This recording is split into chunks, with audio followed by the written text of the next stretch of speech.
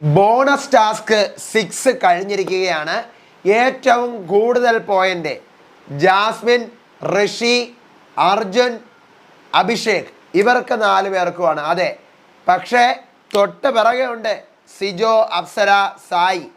അവരും ഇന്നലെ ഈ പറഞ്ഞ പോലെ ഇന്നലെ അവരൊരു പോയിന്റിന് മുന്നിലായിരുന്നു, ഇവരൊരു പോയിന്റിന് പിറകിലായിരുന്നു. നേരെ ഇന്ന് ഉൾട്ടയായി. ജാസ്മിൻ്റെ ടീമും സിജോയുടെ ടീമും കൂടെയാണ് സത്യം പറഞ്ഞു കഴിഞ്ഞാൽ മത്സരിച്ചുകൊണ്ടിരിക്കുന്നത്. ബാക്കിയുള്ള ഈ ഡൺ ടീമായാലും പീപ്പിൾ ടീമായാലും പോയിന്റ്സിൽ കുറച്ച് വ്യത്യാസമുണ്ട്. പക്ഷേ മത്സരം ഈ പറയും പോലെ നെക്സ്റ്റ് ടീമും ടണൽ ടീമും കൂടെയാണ്. തുടക്കം മുതലേ 1 പോയിന്റ് അങ്ങോട്ട് 1 പോയിന്റ് ഇങ്ങോട്ട്, അങ്ങനെയാണ് അവർ മത്സരിച്ചുകൊണ്ടിരിക്കുന്നത്. ബോണസ് ടാസ്ക് 6 എന്തായിരുന്നു, ലൈവിൽ എന്തോന്നാണ് നടന്നുകൊണ്ടിരിക്കുന്നത് പറയാം. Welcome back to Ansif moonlight media. I'm Ansif. Video ആദ്യമായിട്ട് കാണുന്നവർ ചാനൽ സബ്സ്ക്രൈബ് ചെയ്യണം, ലൈക്ക് ചെയ്യണം, ഷെയർ ചെയ്യണം, കമൻറ്റ് ചെയ്യണം. അപ്പോൾ ടാസ്ക് എന്ന് പറയുന്നത് ഒരു ബോളുണ്ട്. ആ ബോളിനെ നമ്മൾ രണ്ടുപേരും അപ്പുറം ഇപ്പുറം നിന്ന് നമ്മുടെ മുതുകൊണ്ട് തള്ളിക്കൊണ്ട്, നമ്മുടെ മുതുകൊണ്ട് മാത്രം അതിനെ പ്രസ് ചെയ്യണം. മുതുക് കൊണ്ട് മാത്രം അതിനെ പ്രസ് ചെയ്തുകൊണ്ട് ഇങ്ങനെ നിന്നുകൊണ്ട് നമ്മൾ ഒരാളിപ്പോൾ ബസ്സിലടിക്കുന്ന സമയത്ത് ഇവർ രണ്ടുപേരോടെ നടന്നു പോയി ഒരാൾ തുണിയെടുക്കുക, തുണിയെടുത്തിട്ട് പിറകിൽ നിൽക്കുന്ന ആൾക്ക് കൊടുക്കുക, അയാൾ അത് മടക്കി നമ്മുടെ ടേബിളിൻ്റെ പുറത്ത് വെക്കുക. 3 തവണ മാത്രമേ നമുക്ക് അവസരമുള്ളൂ. ഇത് ഈ ബോൾ താഴെ വീഴുമല്ലോ, എന്തായാലും താഴെ വീഴും ഒബ്വിയസ്ലി. അപ്പോൾ നമുക്ക് 3 തവണ മാത്രമേ ചാൻസ് ഉള്ളൂ. ഈ 3 കഴിഞ്ഞാൽ പിന്നെ നമ്മൾ ഔട്ടാവും. അപ്പം അങ്ങനെ ആരും ഔട്ടൊന്നും ആവുന്നില്ല. എന്നിരുന്നാലും പരമാവധി എല്ലാവരും കുറച്ചൊക്കെ വീഴുന്നുണ്ട്, 1-2 പേർക്കൊക്കെ വീഴുന്നുണ്ട്. അപ്പം ഇനി ഓരോ ടീമിനും ആദ്യം തന്നെ ജഡ്ജിനെ കൊടുക്കുകയാണ്. ഓരോ ടീമിനും ഓരോ ജഡ്ജാണ്. അതായത് നെക്സ്റ്റ് ടീമിൽ നിന്ന് മത്സരിക്കാൻ പോകുന്നത് ജാസ്മിനും അർജുനും കൂടിയിട്ടാണ്.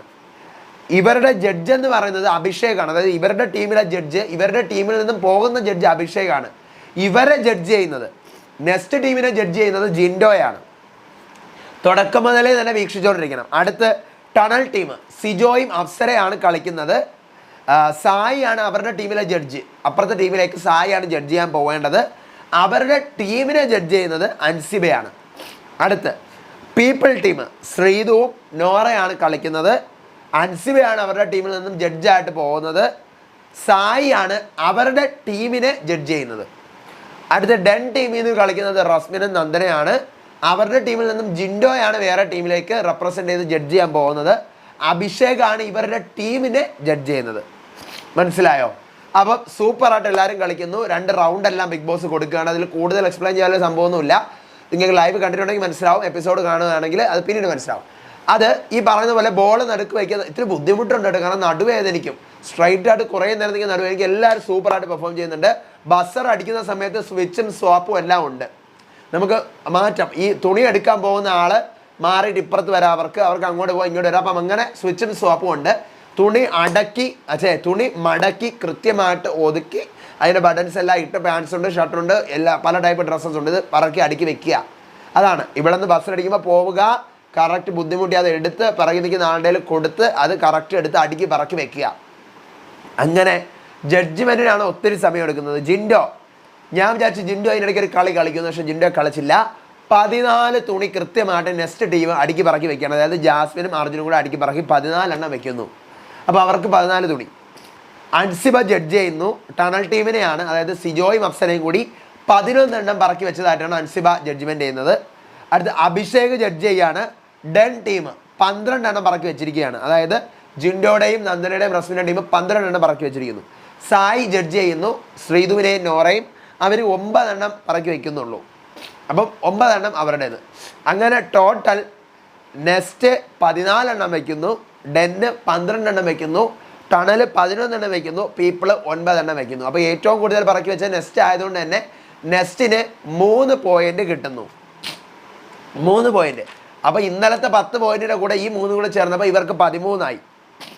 പിന്നെ ഡെന്നാണ്. ഡെന്ന് 12 എണ്ണം പറക്കി വെക്കുന്നതുകൊണ്ട് തന്നെ ഡെന്നിന് ഈ ടാസ്കിൽ 2 പോയിന്റ് കിട്ടുകയാണ്. അപ്പോൾ ഇന്നലത്തെ ഡെന്നിൻ്റെ 8 പോയിന്റിൻ്റെ കൂടെ ഇത് 2 കൂടെ ആയപ്പോൾ 10 ആയി. പിന്നെ ഈ പറയുന്ന പോലെ ടണൽ ടീം 11 എണ്ണമേ പറക്കി വയ്ക്കുന്നുള്ളൂ. അപ്പോൾ അവർക്ക് 1 പോയിന്റ് കൊടുക്കുകയാണ്. അപ്പോൾ ഇവർക്ക് ഇന്നലെ ഉള്ള 11 പോയിന്റിൻ്റെ കൂടെ 1 പോയിന്റ് കൂടെ കിട്ടുമ്പോൾ 12 പോയിന്റ് ആവുകയാണ്. പിന്നെ 9 എണ്ണം അടുക്കി വെച്ചെങ്കിലും ലാസ്റ്റ് വന്നതുകൊണ്ട് പീപ്പിൾ റൂമിൽ പോയിന്റ് ഒന്നുമില്ല. അപ്പോൾ ഇന്നലത്തെ 6 പോയിന്റ് തന്നെയാണ് ഇന്നും അവർക്ക് കിട്ടിക്കുന്നത്, 6 പോയിന്റ്. അപ്പോൾ ടോട്ടൽ നോക്കുമ്പോൾ നെക്സ്റ്റ് ആണ് ഏറ്റവും ടോപ്പിൽ. ജാസ്മിൻ, ഋഷി, പിന്നെ നമ്മുടെ അർജുൻ, അഭിഷേക് ഇവരുടെ ടീമാണ് ഏറ്റവും ടോപ്പിൽ 13 പോയിന്റ്. ടണലാണ് തൊട്ട് താഴെ, അതായത് Apsara, Jasmin, Sai 12 point. People team ശ്രീധുവിൻ്റെയും അൻസിബയുടെയും നോറയുടെയും ടീം 6 പോയിന്റ്.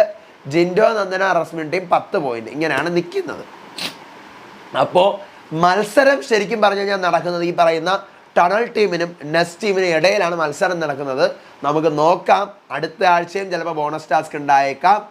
ഈ ലാലേട്ടൻ വന്ന് മിഡ് വീക്കൊക്കെ പറഞ്ഞിട്ട് പോകുമല്ലോ. അപ്പോൾ അതിനുശേഷം 2 ദിവസം കൂടി ഉണ്ട്, അതിനകത്ത് കൂടി ബോണസ് ടാസ്ക് കൊടുക്കുമായിരിക്കാം. ഞാൻ പറയുന്നത് ലാലേട്ടൻ വന്നിട്ട് പോകുമ്പോൾ പിന്നെ 2 ദിവസം ഉണ്ട്. അപ്പോൾ 2 ദിവസം കൂടി ചേർത്ത് 4 ടാസ്ക് കൊടുത്തു കഴിഞ്ഞാൽ 10 ടാസ്ക്കായി. പിന്നെ ഇത് വെച്ചിട്ട് ഡയറക്റ്റ് ഇവർക്ക് ടിക്കറ്റ് ഫിനാലിലേക്കുള്ള ബോണസ് പോയിന്റ് കിട്ടും. ചിലപ്പോൾ ഈ പറയുന്ന പോലെ നേരത്തെ കൊടുത്തിട്ട് ഇപ്പോൾ ജാസ്മിൻ്റെ ടീമാണ് ജയിക്കുന്നതെന്നുണ്ടെങ്കിൽ ഈ ടീം വൈസ് ഒരു മത്സരം നടത്തും. ടീം വൈസ് ഒരു മത്സരം നടത്തിയിട്ട് ഒരു മത്സരം നടത്തിയിട്ട് അതിനകത്ത് ഏറ്റവും കൂടുതൽ 4 പോയിന്റ് 3 പേര് അങ്ങനെ ആയിരിക്കും. ചിലപ്പോൾ അങ്ങനെ ആയിരിക്കില്ല, ഒരാൾക്ക് മാത്രമേ പോയിന്റ് കിട്ടത്തുള്ളൂ, ജയിക്കുന്ന ആൾക്ക് മാത്രം. നമുക്ക് നോക്കാം. എന്തായാലും അടുത്ത അപ്ഡേറ്റുകളും ഇന്നത്തെ പ്രൊമോ അപ്ഡേറ്റും പ്രൊമോ അല്ലല്ലോ, നാളെ ഷൂട്ടാണ്, അപ്പോൾ അതിൻ്റെ വിശേഷങ്ങളൊക്കെ ആയിട്ട് വരാം. അപ്പോൾ അതുവരേക്കും ബൈ ആൻഡ് ടേക്ക് കെയർ.